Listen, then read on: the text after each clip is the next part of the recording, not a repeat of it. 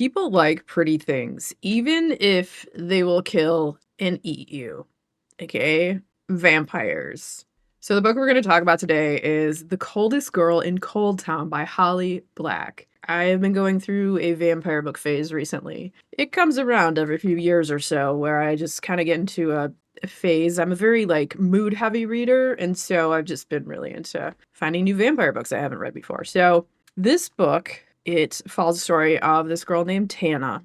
She goes to this party and it's at this kid Lance's parents' old farmhouse, and they have what they're called a sundown party. Now, in this world, people know that vampires exist, and there's these places scattered throughout the states called cold towns, and within the cold towns there are vampires and there are also humans, and they are quarantined there, and once you enter a cold town, you can never leave. Tana goes to this party one night. She gets all hammered, and then she ends up passing out in the bathroom in the bathtub. And she thinks she went in there because, well, her ex-boyfriend was there and he was like the worst. And so she just wanted to get away from him. So she ended up in the bathroom, drank too much, and passed out and wakes up in the bathtub.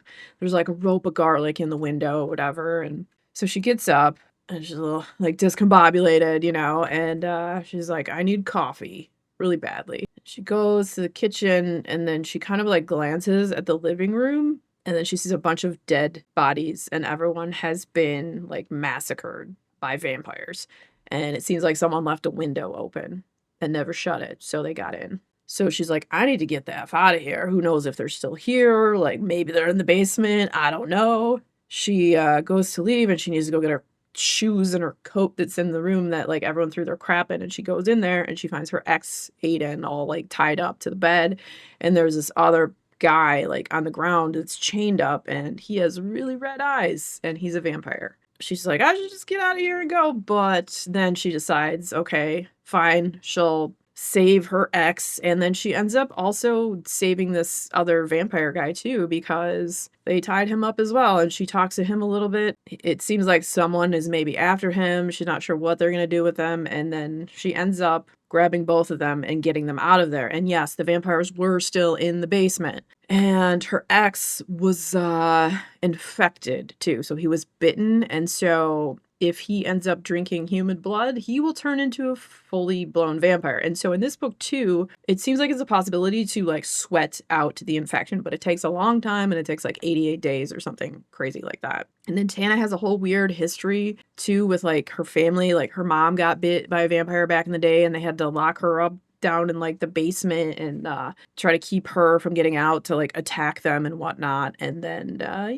something happened where maybe the mom got out and then bit someone, and then the dad had to dispatch the mother. Is really effed up, and so it's kind of traumatized Tana. And so if she can help and possibly save her ex, even though he's a crap bag, she's gonna try, because, well, Tana kicks a lot of butt in this. They end up escaping, and as they're getting out of there, the vampires finally starting to get darker. The ones from downstairs came up, and they try to get in the room. They'd push a dresser against the door and whatnot. And then she gets her ex out the window. They have to wrap up the vampire in garbage bags and plastic bags and stuff and blankets to get him out there so he doesn't burn up in the sun.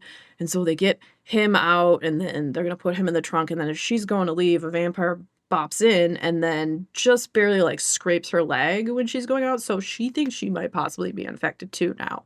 And so they're like, what the F are we going to do?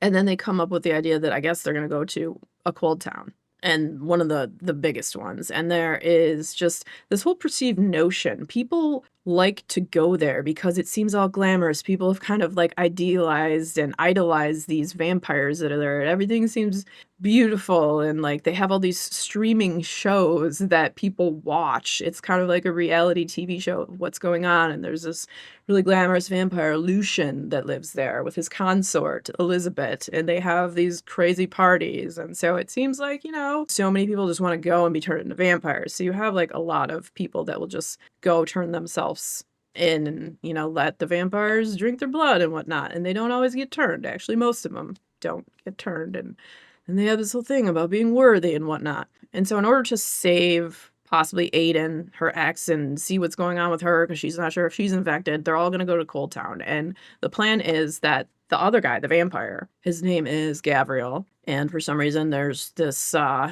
Thorn of Istra is possibly after him, and this seems like this is Bad News Bears, and they're gonna go there, and he's like, allow you guys to turn me in so Tana can get a marker. So when you turn a vampire, you can get either a marker or cash reward. The marker you can give to a person so that they can leave Coldtown, because otherwise they can't. It's all about money.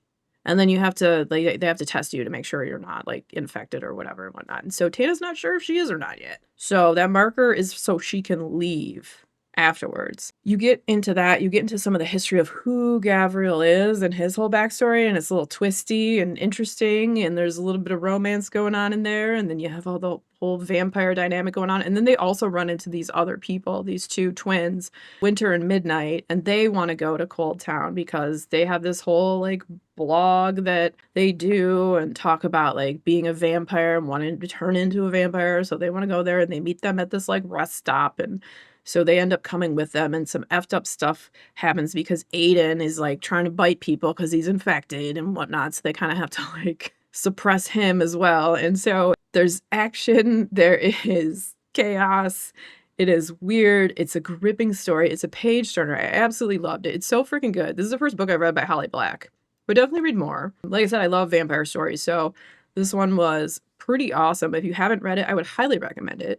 This was recommended to me by someone that watches the channel. Awesome recommendation. You know, you have a lot of, like, you get into, like, some of the history of, like, the older vampires and how they were not happy when the spread of vampirism happened. And so, as I mentioned earlier, Gavriel is, like, being pursued by the Thorn of Istra, we'll say. And so the Thorn of Istra is basically this vampire who would go out and hunt other vampires that were spreading vampirism to stop them.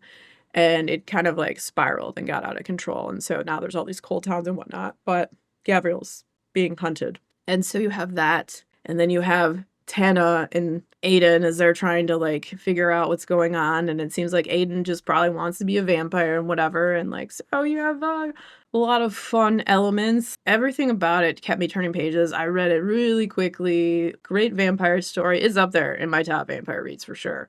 So if any of that sounds good to you and you like vampire books, definitely check it out. And if you enjoyed hanging out today, hit that subscribe button, come back, see me again, and we'll talk about more bookish things and weird stuff.